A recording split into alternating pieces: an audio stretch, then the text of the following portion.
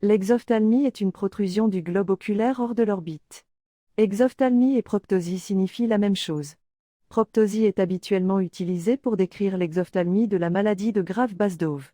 Les troubles qui peuvent modifier l'aspect du visage et des yeux, qui ressemblent à l'exophtalmie, mais qui n'en sont pas, comprennent l'hyperthyroïdie sans ophtalmopathie infiltrante, la maladie de Cushing et l'obésité grave.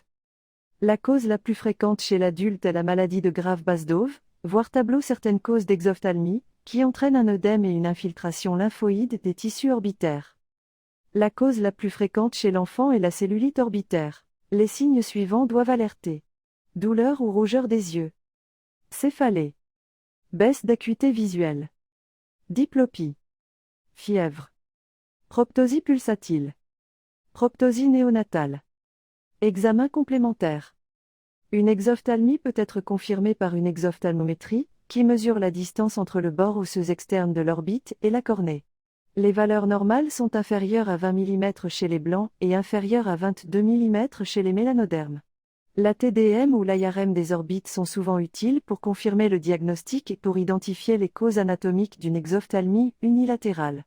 Un test des fonctions thyroïdiennes est pratiqué quand une maladie de Basedow est suspectée. Elle est nécessaire dans les cas sévères de protéger la cornée en l'humidifiant. Lorsque l'humidification est insuffisante, une intervention chirurgicale afin de mieux couvrir la surface oculaire ou de réduire l'exophtalmie peut être nécessaire.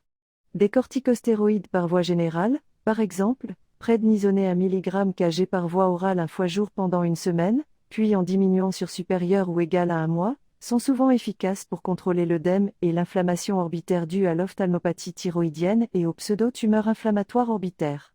Les autres interventions varient selon les étiologies. L'exophtalmie de Basedow n'est pas influencée par le traitement de l'hyperthyroïdie, mais elle peut diminuer avec le temps. Les tumeurs doivent être enlevées chirurgicalement.